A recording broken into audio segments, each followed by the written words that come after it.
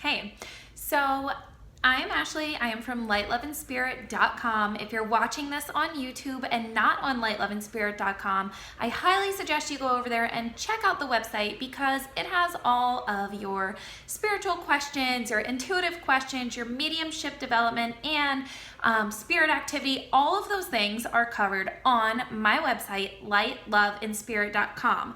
There you will find tons of blogs, tons of content, and even a couple of courses to assist you, whether you are working to do some sacred self-healing, emotional healing, empath management, or even intuitive development. That's going to be your go-to source. So now that I've introduced myself yet again, I'm going to talk to you guys about a question that comes up for me all the time. It's a question that I myself used to have, and it's a question that, oh my gosh, going on like 5 years later, I think I'm still getting asked on a regular basis. So what is that question? The one question that everyone asks me. It usually goes a little something like this. Hi Ashley, my name is Rachel, and I have been aware that I have intuitive gifts pretty much my whole life. They usually come and go whenever they want. I usually brush them off, or some people say they used to scare me, but it's gotten to the point now that it's a constant thing and I'm no longer able to ignore it. At this point, I would love to learn how to tune in, but it seems that things only come in when they want to. I don't know how to tap into my intuitive side and actually get answers when I want to. It seems that it only comes through when spirit wants it to. So long-winded, but yes, I get this question very, very often. So let's shorten it up a little bit.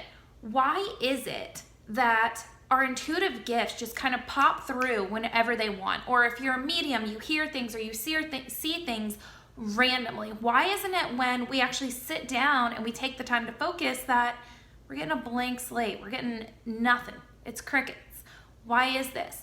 Well, when we're going throughout life and we are unaware or unwilling to tune into those intuitive gifts, or we're unaware that we actually have them, Spirit's like nudging us, poking us on the shoulder, poking us on the back, just trying to get our attention, knocking at the door, jumping up and down in front of us, doing everything they can to get us into our attention. So that's when you'll notice synchronicities. You'll notice that you think something, and then a day later or the same day, it just starts to happen. You will notice that you only hear words when you're falling asleep, or you only see things when you're waking up. You know, it covers all the bases here. I'm talking about all the 4 different clairs, but you get the idea. These things come to you when they want to come to you. And when you finally sit down and you're like, okay, I'm ready to do this thing, where are you at?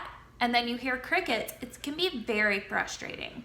So the reason that this happens is, again, Spirit's just up until this point been trying to get our attention.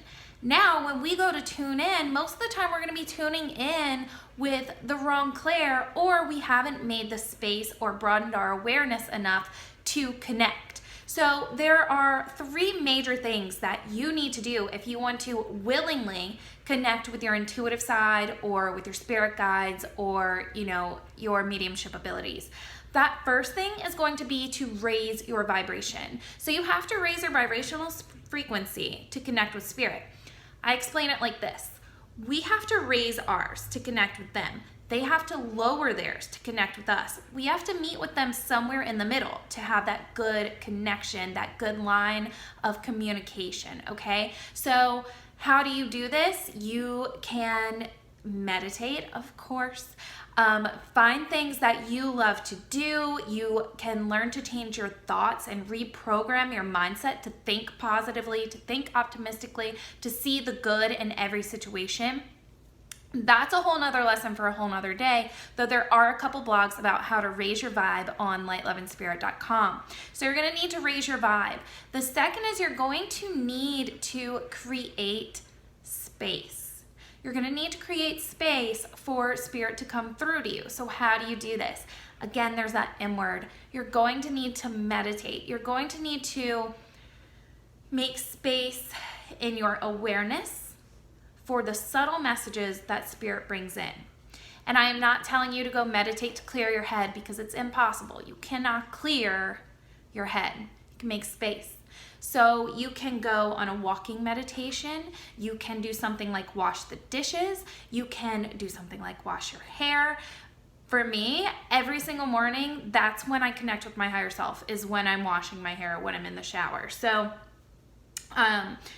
the reason that I'm saying things like this, where our hands are busy, is because they're mundane tasks for us. Something where we are busy enough to get out of our own way. So if we ask a question, we have space for that answer to come in, if you're clairaudient like me. So what that means is you kind of step aside. And if you're someone who is clairaudient, or you're someone that talks to themselves a lot, you will notice that you do start talking to yourself a lot during these types of moments, when you're folding the laundry, washing the dishes, okay? Because again, you have made space. You may not realize it, you're probably talking to your spirit team.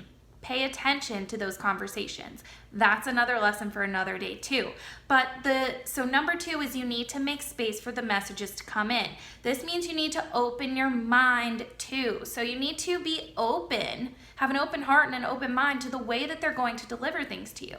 Spirit is not in a physical body. So this means that, your guides, your angels may deliver signs to you via a billboard, via license plates, via the things that other people are saying. So you need to have an open heart and an open mind to have space to receive those messages. So you need to make space internally by meditation or some form of active meditation. You need to open your mind and your heart to be able to receive in different ways, because it's not always going to look the same. It may look like repeated numbers. It may look like specific words. It may look like a blue feather on the ground that your dog calls you towards. This has happened to me. So you do need to make space and make awareness, or bring awareness. So the third one is you need to figure out how you specifically receive.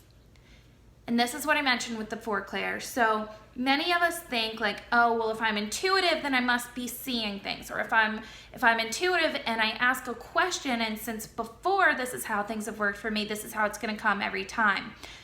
It's not always like that. So spirit, like I said, they're going to use whatever means of communication they can to get to you, to pay attention until you're ready to sit down. When you're ready to sit down, they're going to use your strongest clair. So you need to figure out, are you clairaudient? Are you clairsentient? Are you claircognizant?